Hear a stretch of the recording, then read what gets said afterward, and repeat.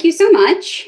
Hi, everyone. I'm excited to be here and chat about visual recipes, which is my first and only physical product. So I'm excited. We're just going to give like a quick little overview and get to some questions. So, like I said, I'm Kristine. I am the owner of Live Love Speech LLC. I'm also a mom and wife. I've been an SLP for, this probably should be updated, probably more like 15 years now. Blogger, resource creator, create digital resources as well for Teachers Pay Teachers. And it's just what I've been doing for a very long time. So super passionate about cooking and using hands-on activities and obviously visual recipes. So I'm excited to chat about them. So quickly, what are visual recipes? They are step-by-step guides for preparing food that include images or symbols to support understanding, making them an accessible tool for individuals with diverse communication needs. And then kind of in simpler terms, like in my own words, sort of, basically kid-friendly cards. They come in a box.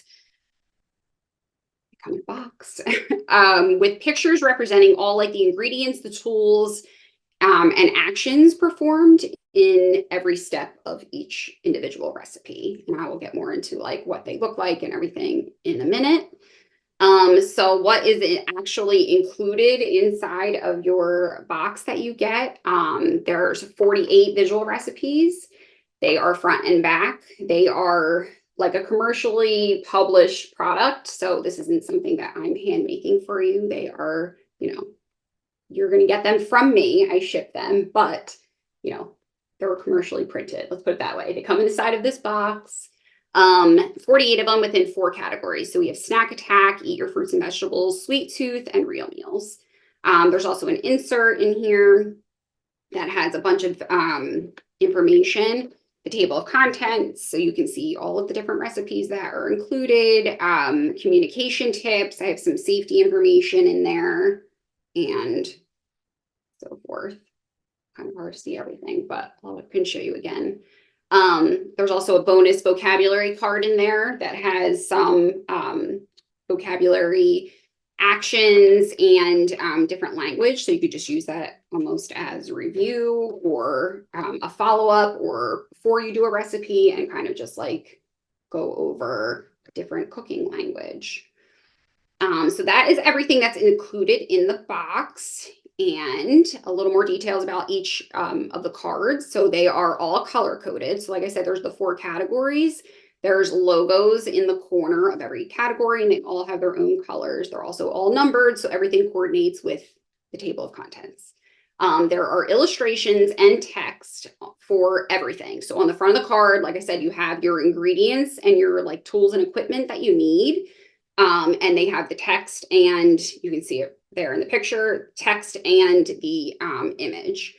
Then on the back, there's the step-by-step directions, again, with all of the text and the images. So if you have like little ones that aren't able to read just yet, it's perfect because you have all the pictures there. They know what they need. They know what we're doing. They know we have to put something in a bowl, and it basically is all mapped out for you with illustrations. Why should we use visual recipes? Supports communication skills, obviously. I had to put a lot of the SLP that's inside of me into these cards. That's the whole point. So obviously there's like tons of communication goals that you can target using cooking and visual recipes. So promotes early literacy and vocabulary, builds self-confidence and independence. I've seen that personally firsthand with students and my own son.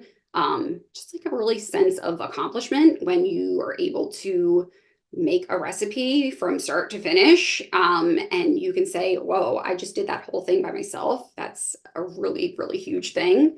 They provide structure and support because, again, you have everything mapped out for you. So we know exactly what we need, and we know these are our directions for sequencing and for following the entire recipe.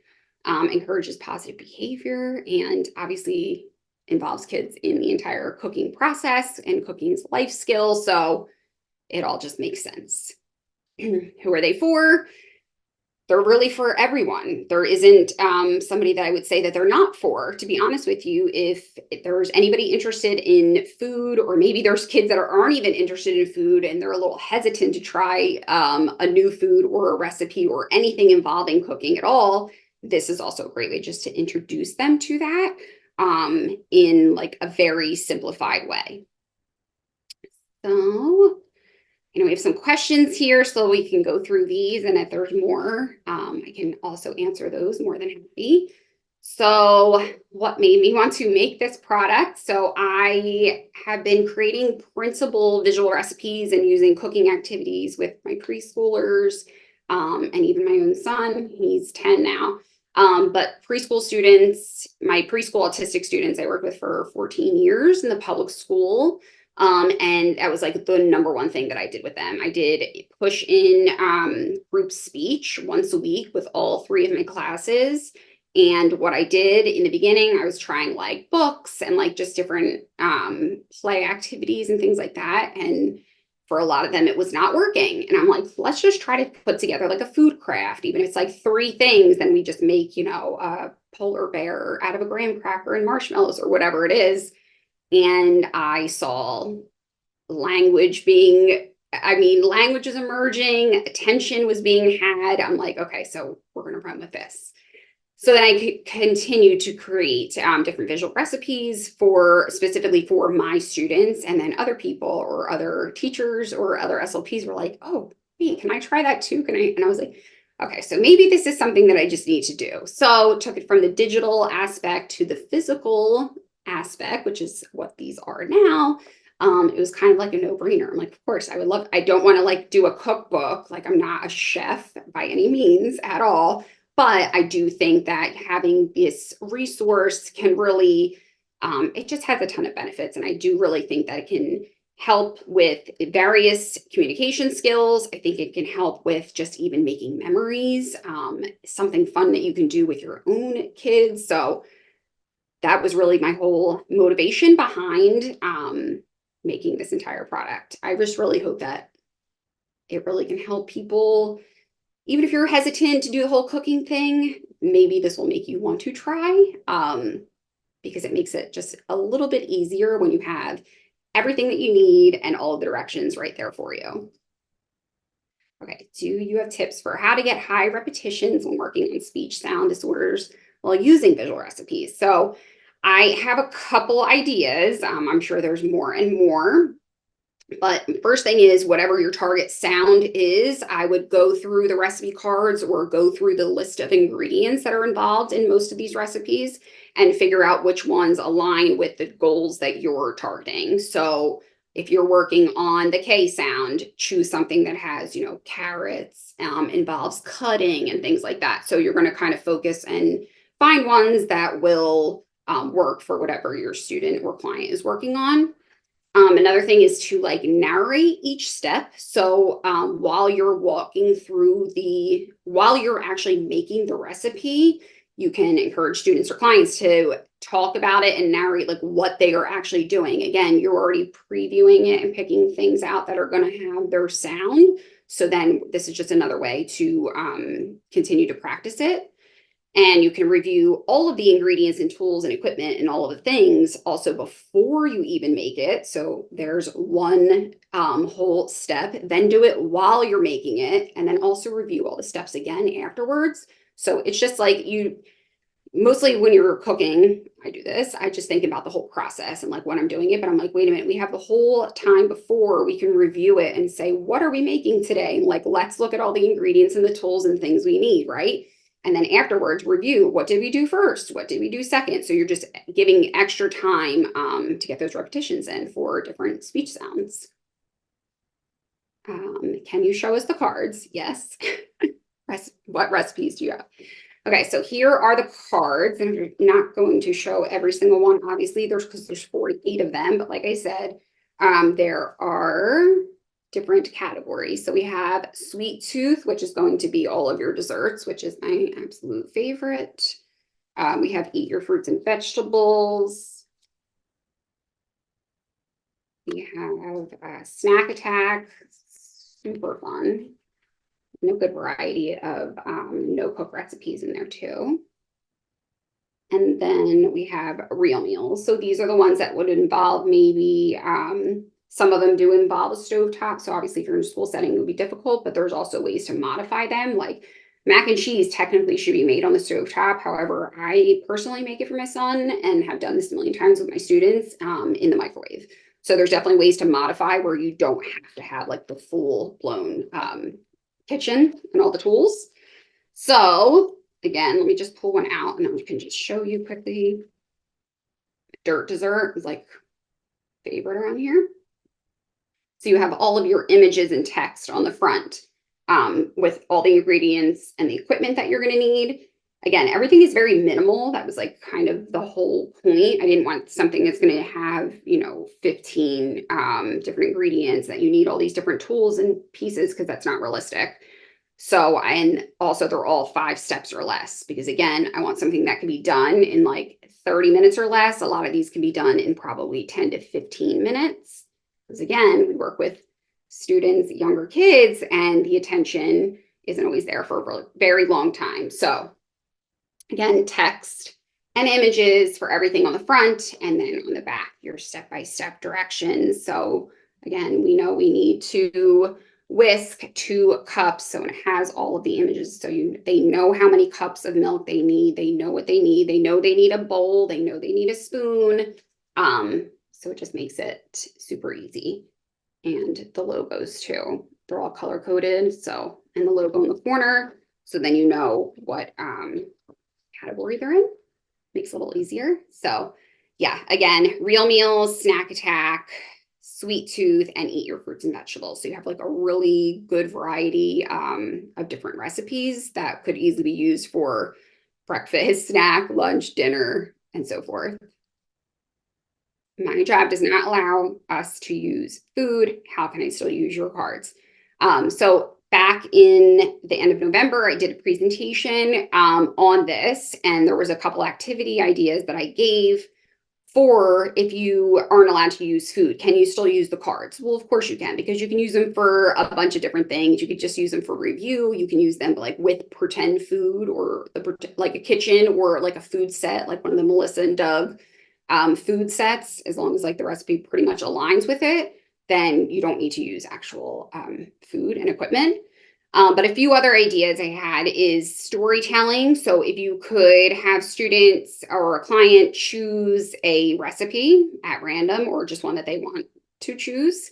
And then they can like narrate a story around the ingredients and the cooking process. Another thing is a recipe card mashup. So choose 2 different cards that either go together or do not go together. And then you can see if students can come up with their own recipe using all of those different ingredients. That might not make any sense. So let me just show you an example. This is just something that I kind of had come up with because I thought it would be fun. So if we have the dirt dessert and the cheesy nachos, like clearly those 2, I don't think they would be good at all together personally, unless I'm eating this first and then this second, but not together. So, but you could give students or clients these 2 recipes. Now I want you to look at all the ingredients. We can list them, we can label them, we can describe them. And then are there any things that we can pull out of here together to make a new recipe? Or you can make it a silly recipe. So like you could take something and make it like chocolate soup or marshmallow pasta. I don't know, something like that, just to make it fun. So again, no food actually involved, but like you can still use the cards and use them as, because they're visuals. So you have all your images there. Another idea is like a cooking show, which my son did this when he was like little. So it's so funny to set it up where they're actually like on TV and like, let's talk about all of the equipment and ingredients that we need. And now we're going to take you through the whole thing. Again, you can use pretend food, use props, or you can even use real cooking utensils or real food, obviously. But again, you don't have to use real food. Like you can use fake things and they can still have a great time, and showing you the process of how I make a pizza using, something. The Melissa and Doug one is one that pops in my mind, like the Melissa and Doug pizza. You have all the toppings, the pepperoni you have to put on, and you have to put the sauce and everything. So those are just a couple ideas. Again, I know it's tough when you're in the schools and with using food, and a lot of schools do not allow that. So this is just another way that you can use them in correlation with pretend food or even no food at all, and just let them use these and let their imagination go wild. That's fun. What ideas do you have for using these in outpatient setting? So I wasn't really sure about this question, if it was meant like with food or without food. So the ones I just talked about previously would obviously be good ideas to use without food. But if you are able to use food in the outpatient setting, I think you have a little more flexibility. But again, I'm not 100% sure about this one. So, but I would just say like grocery shopping, whether you can do it or not. Can you take your client to the grocery store? Because then now you have your list, and we bring this right with us to the grocery store and we pick out all of the ingredients that we need. Or if you cannot go to a real grocery store, you don't have that, you're not able to do that, that's also fine, because you can make a pretend store and just take literally, you could take real ingredients, pretend ingredients, whatever you want, kind of set them up maybe around the room, and then you go and do like a fake grocery shopping. Because again, they have their list, so this is what we need to find, and you can expand on that. Another thing is you could create a menu.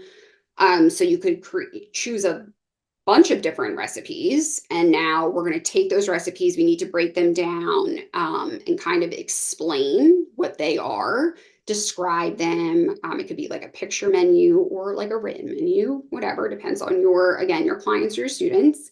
But just basically have them set up their own menu as if they're going to have their own restaurant with all of these different recipes. And then one last idea is like recipe retelling. So after you go through the different recipes, or after you actually make it, have the student or client tell you back everything that we just did, but in their own words. So you don't want like step one, step two, like let them kind of have fun with it, and just do like a little retelling activity, which is always a great opportunity for communication skills. What is the best way to incorporate this into group therapy? Does each child need their own card? Okay, so two things that I think are helpful when using the recipe cards in a group setting. What I personally used to do is we had round tables, and I used to have about 6 or 7 preschool autistic students, and I used to put the recipe that we were using, used to put it right on a little board right in the center of the table. That way everyone was able to see it. So very easy. But again, you only need one copy, because as long as it's somewhere central or in the middle, like everyone can see it. Or you can like display it on a board. You can use a smart board if you can project it. I mean, there's lots of different ways where just make sure everyone is able to see it. That way they know and they're able to follow along. And then the other thing you can do is assign roles. So you're going to do step 1, Joseph, you're going to do step 2, Landon, you're going to do step 3. So if you give each student or client their own step that they're going to be working on, then they're able to go through it, and they know when their turn is coming up, but they know everyone gets a turn, and it makes it clear. Then you can just, my turn, now I'm doing step 2, I'm doing step 3, and so forth. So obviously,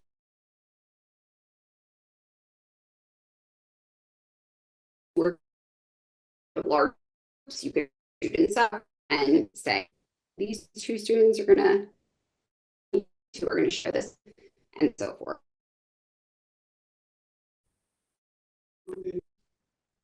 I am a parent. What is the best way to use these in my homeschool lessons? I love this.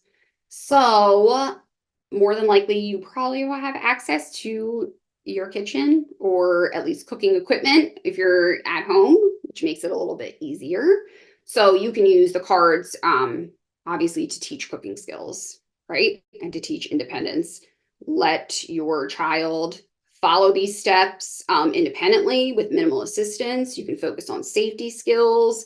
You can focus on measuring. You could focus on following instructions. You could focus on all the things, just literally doing like a cooking lesson or a cooking activity.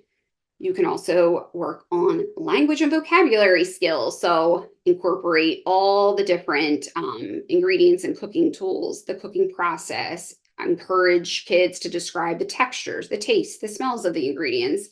So you're working on vocabulary and you're building their ability to use descriptions, adjectives, and things like that. So you can also target math.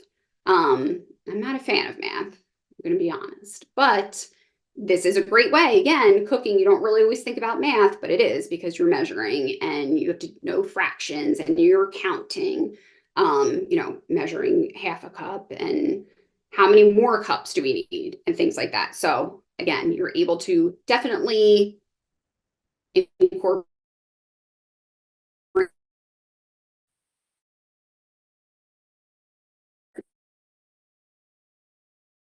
Right. I don't know if there's any more questions, but I do have a little free sneak peek. So if you want to scan that QR code, you can, and it'll give you a free download. So you can just see like a little more in depth about the car. Well, so hopefully that will be helpful. And yeah, I'm not sure. I think Sydney's going to come back on, but I'd love to keep in touch with everyone. So follow me on, I'm pretty active on Instagram. You can DM me, you can email me. Yeah, I'm at live.love.speech on Instagram, live love speech on everything else, Pinterest, TPT, Facebook, all of the things. So